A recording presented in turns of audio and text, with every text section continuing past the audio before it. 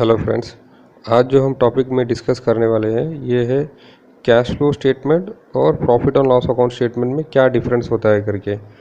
Cash flow statement अगर आप देखोगे तो कैश फ्लो स्टेटमेंट में आपको जो है कंपनी का जो भी कैश मिला है और कितना कैश उन्होंने पे किया है इसका डिटेल मिलता है आपको कैश फ्लो स्टेटमेंट में। और profit and loss account statement में आपको कंपनी का जो सेल्स हुआ है और जो एक्सपेंसेस हुआ है और उसको माइनस करने के बाद, सेल्स में से एक्सपेंसेस माइनस करने के बाद जो कंपनी का नेट प्रॉफिट है उसका डिटेल मिलता है आपको profit and loss account statement में। Profit and loss account statement में या तो आपको कंपनी का प्रॉफिट या फिर कंपनी ने जो लॉस हुआ है कंपनी का वो पर्टिकुलर ईयर में उसका डिटेल मिलता है। ये दोनों स्टेटमेंट में अगर आप देखोगे तो मोस्ट इम्पॉर्टेंट स्टेटमेंट जो है वो होगा कैश फ्लो स्टेटमेंट, क्योंकि कैश फ्लो स्टेटमेंट में ही आपका एक्चुअल कंपनी का जो कैश रिसिप्ट हुआ है और कैश पे किया है उसका डिटेल्स मिलता है।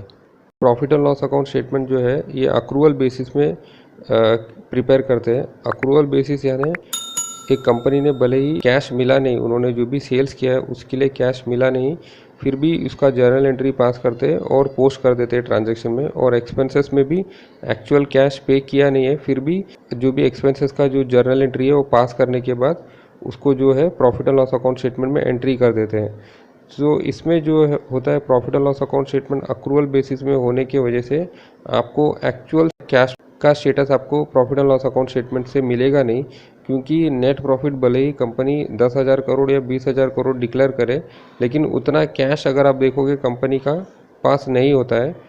इसके लिए आपको हमेशा जो है कैश फ्लो स्टेटमेंट को ही देखना है और कैश फ्लो स्टेटमेंट ही आपको एनालाइज करना है। Okay friends, thanks.